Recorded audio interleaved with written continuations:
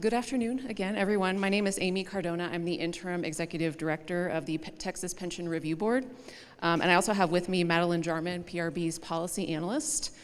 Today we're going to be providing an update on changes to the Funding Soundness Restoration Plan law. But first we'll talk a bit about PRB and what we do for any of you who may be unfamiliar with us. Okay. I think they're working on the presentation. So just a summary of the topics we'll talk about today. PRB has some new faces in leadership, obviously. It's not just me, it's also, we have a new actuary, David Fee, and I'll introduce him momentarily. I'll also provide a quick background on PRB functions and its role. And then Madilyn will take it from there and actually deliver the bulk of the content today, which will be an update on the new FSRP law, the Funding Soundness Restoration Plan law, and the rulemaking that is currently underway. And we'll also be including some frequently asked questions that we've been getting. We have been presenting on the new law and some of the rulemaking concepts at multiple board and committee meetings, so this presentation is going to focus a little bit more on some of the questions that we've been getting from plans as we've been talking to them. And then, of course, we hope to have a couple minutes at the end for questions.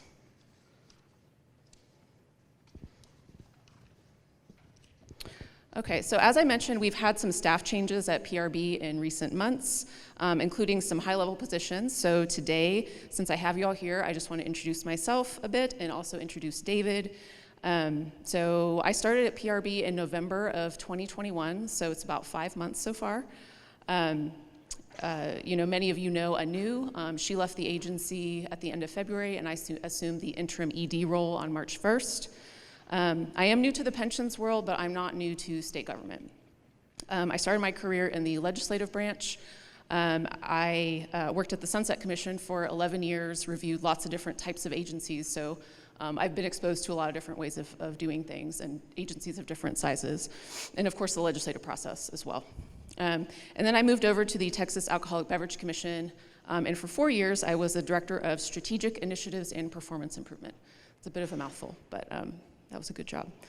David Fee is our new senior actuary, and I'm gonna have him stand up and do a wave so that you recognize him and know who he is. He started at PRB about a week before I did in October of 2021. David worked as an actuary in the private sector for more than 20 years, and PRB is his first public sector position.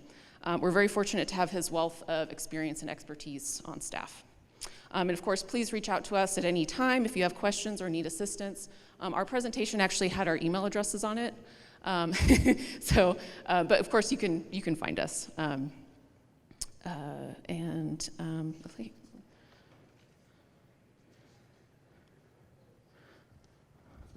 Okay, so before we get into the FSRP update from Madilyn, I just wanted to talk a bit more broadly about what we do as an agency, because I know some of you are familiar with us, but others are not. So generally, you can consider PRB to be an oversight agency for the defined benefit public pensions in systems in Texas. And generally speaking, we're an oversight agency, and we also are charged with making policy recommendations to the legislature. We do all of these things by collecting reports and data from pension systems. You all know you have lots of required reports that you have to submit to PRB. And really that's from the 100 or so defined benefit plans specifically. So in that way, we're basically a centralized repository of data about pension systems in the state. We publish reports, we make data available on our website. The legislature asks us for data quite often, just because we have all of it from all the plans. We conduct intensive reviews of pension systems based on a suite of metrics that we've developed with our board's input and also with the input of the Texas public pension community through an open process. We also do other studies as directed by our board and by the legislature. For example, we did a study in 2018 about the importance of having a funding policy, and that eventually resulted in a recommendation from the board that was ultimately passed by the legislature and became law. We also provide actuarial impact statements for pending legislation. The legislature relies on us to be an independent third party to provide that analysis.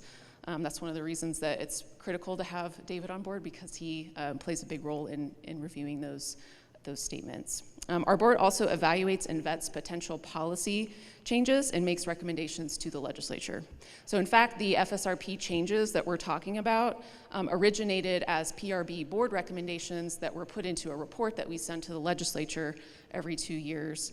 And ultimately, they were passed by the legislature. And then, of course, we have the education program that the representative was referencing earlier, the Minimum Education Training Program, the MET program. We also provide information and technical assistance. Oh, the presentation. So exciting. Just one thing along the lines of providing information and technical assistance. Can you move the slides?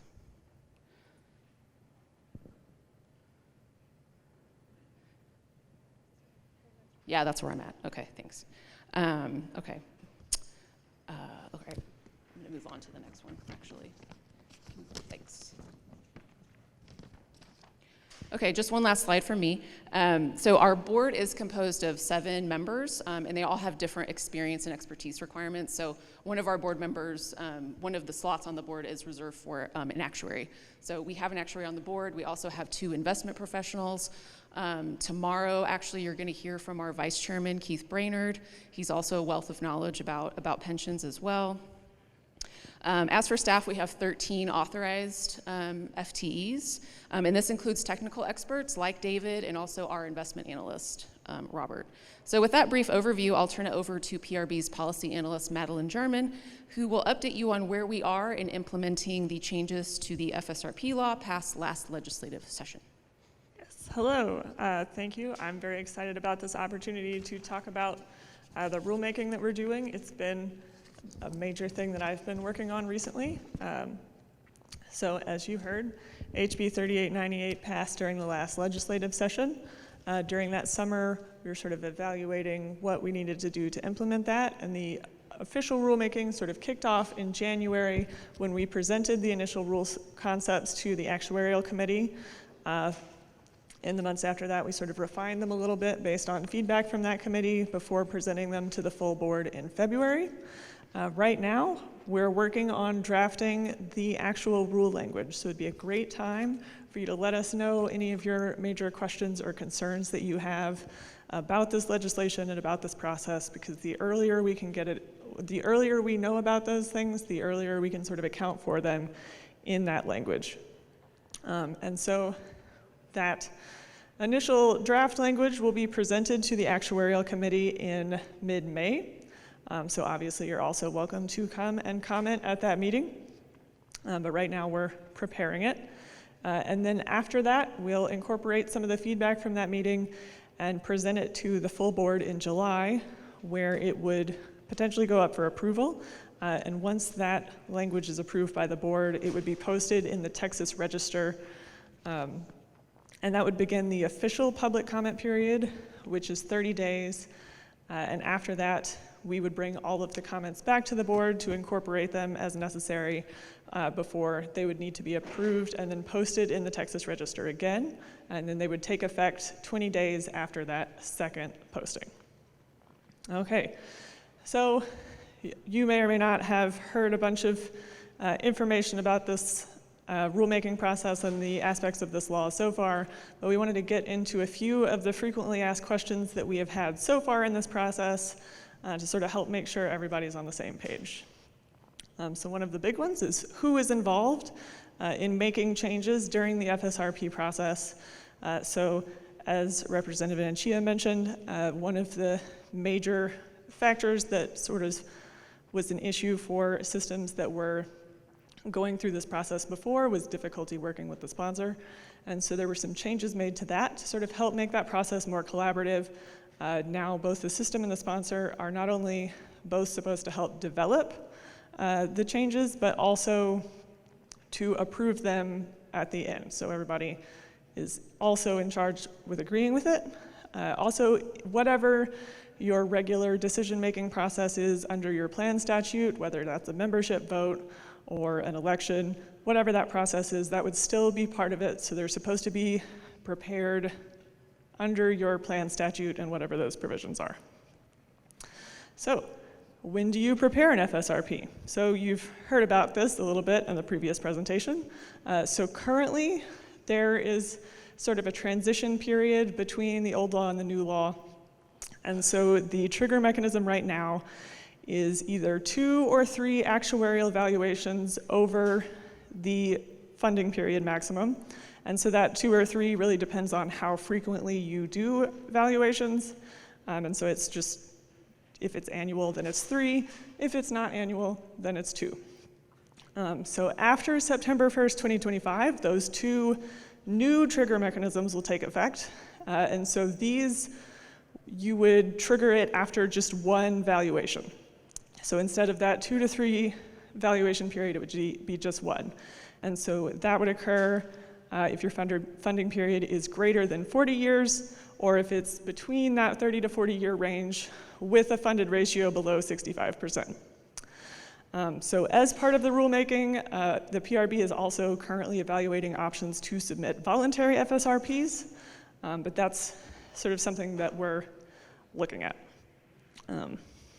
So how long do you get to prepare an FSRP? So you may know under the previous law, it was about 6 months. We got a lot of feedback that that was not really giving systems enough time to work through all of the things they needed to and go through their process, so that has been extended. But especially right now during this transition, it depends a little bit on when you trigger the requirement. So the first new FSRPs are not due until September 1st, 2025. So anybody working on it right now or that triggers it in the next about year or so will have like slightly longer than normal to prepare it. Otherwise, it would be 2 years from the valuation date. So that's slightly different than before, so it'll be based on the date of the actuarial valuation that triggers the requirement, and then you have 2 years afterwards. Okay. It's also very important to keep in mind that there are a couple different kinds of FSRPs. So there's just the regular one under the new law, but there's also the new revised. So this was a term that existed under the previous law, but there have been several changes to how it works. So I want to go through a little bit of the differences between these two. So the regular funding period maximum is 30 years now, so that's down from 40 years before. But for the new revised FSRP, it's 25 years. So it's lowered a little bit. The new FSRPs, it's possible to trigger them now. It really depends on sort of where you were in those cycles. But the new revised FSRPs were sort of set up to be after them. So only if you do your first FSRP and it's not working, like it just not working at all, then you do a second one, and then there's stricter requirements. So that's the next part. So for the regular FSRP, there's not any required changes, so you can, there's a lot more flexibility to figure out sort of what's going to work for your system, what's going to be the best option for your plan. With the revised FSRP, since it's sort of like the second round, it didn't work the first time, we really gotta kick it into gear, there are some required changes that must be included. And so those are automatic risk sharing mechanisms, an ADC contribution structure, and sort of other adjustable benefit and contribution mechanisms. So there's also something, there's not really an exemption from the regular FSRP requirement. There is a grandfathering for some of the systems that have already prepared one under the old law. But there is an exemption available under certain circumstances from the revised FSRP, where if, in case you trigger that, you would just do a regular FSRP instead. Okay, so this is one we've gotten pretty often. Do we need to develop a new funding policy? So this was also an aspect of HB 3898. There were changes to the funding policy statute.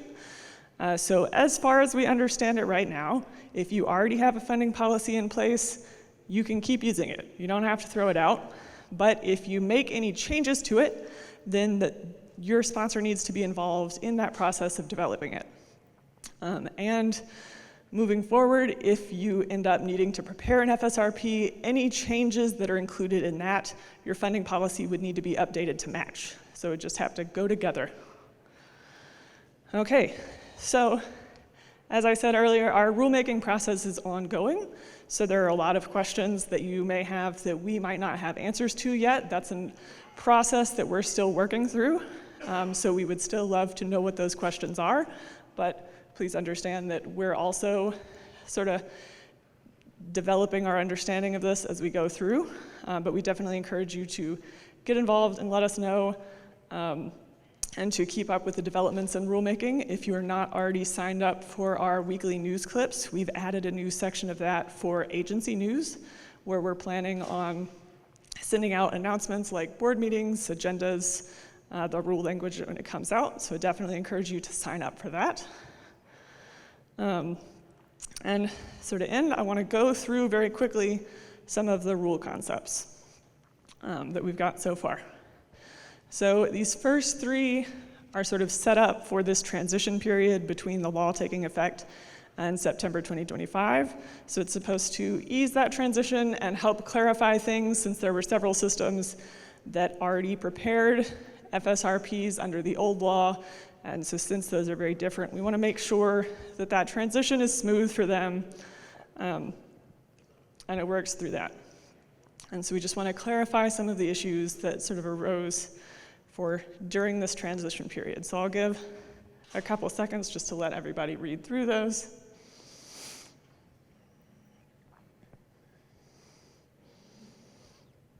Okay, and so our next round of rules is more related to the new requirements and clarifying aspects of the new law, so everybody has the information that they need if they become subject to this requirement to start working on an FSRP and to get all of the requirements in when they get through. So these are a lot more sort of to clarify the new requirements. So I'm going to give a few more seconds to finish reading through those. Okay. So I know we went through those very fast, but I do want to make sure everyone knows that those rule concepts and definitely a more detailed explanation are available on our website. If you really want an in-depth explanation, the recordings and the meeting packets from our recent board meeting and actuarial committee meeting are also on the website if you want to do a deep dive. And we'll also be available for questions around the conference generally. But there are also several opportunities for you to get involved in this process. So definitely anytime that you want to contact us, let us know what any of your questions or concerns are right now. It's a great time. We would love to hear from you since we're currently drafting the rule language. We have 2 meetings upcoming, and you're obviously always welcome to come and share your comments and concerns at that meeting. So our actuarial committee is in May, I think on the 18th. So in just a few months, and then after that, there will be a full board meeting in July. And then obviously after those meetings, there's still the formal public comment period after the posting in the Texas Register. But definitely anytime during this process you'd like to share our thoughts with us, obviously there's our PRB email address and our office phone number. And the earlier we can hear from you, the earlier we have to sort of incorporate those concerns into this process. Okay, so I know we've been through a lot of information really fast. So we introduced Amy and David, our new leadership team, and a general overview of what the agency does. We went through sort of the timeline for this process and some questions that we've gotten so far. I can go back to the slides with the rule concepts on them, but I want to leave some time for questions, if we have any right now. Yes? My question was, this seems to be very much geared towards systems that have a contribution rate defined by statute or contract. What about plans that have actuarially determined contributions with fixed amortization periods where the city may or may not be making the required contributions? Is that at all addressed? So I would say that, so the Funding Soundness Restoration Plan law is really geared towards plans who have inadequate funding. And the legislature has set that threshold at 30-year amortization period. So I think regardless of the circumstance, I think that that would show up, because we monitor the amortization periods for all the defined benefit plans. And so we would know, like if they're not making that contribution and it ends up affecting the funding to the point where they fall within that threshold to trigger an FSRP, then they would be required to do one. Yeah, so it should still catch those things as part of the process if it's becoming an issue for the plan. I'd have to look into specifically sort of how that would work otherwise. But it is supposed to be a collaborative process between the system and the sponsor, and so if there is a breakdown of communication there that is creating a problem, then it should, so far as I understand, catch that and start the process. Yes, in the back.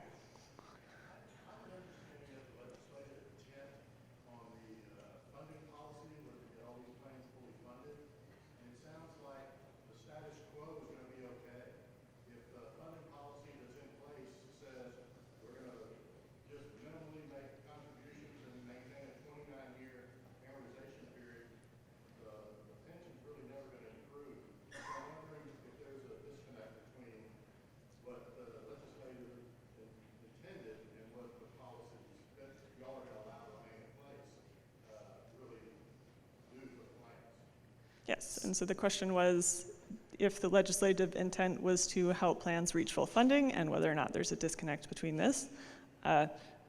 Personally, I can't speak for legislative intent since I'm not in the legislature, but I think that's definitely an interesting question and we can look into that a little bit more.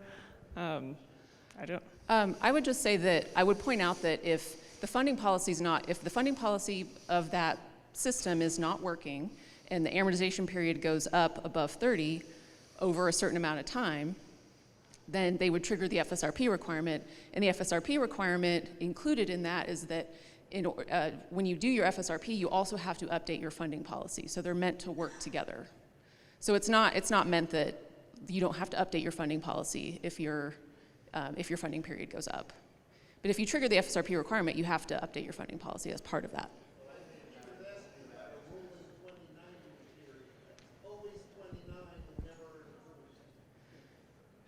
I don't think that the legislation directly addressed the open versus closed.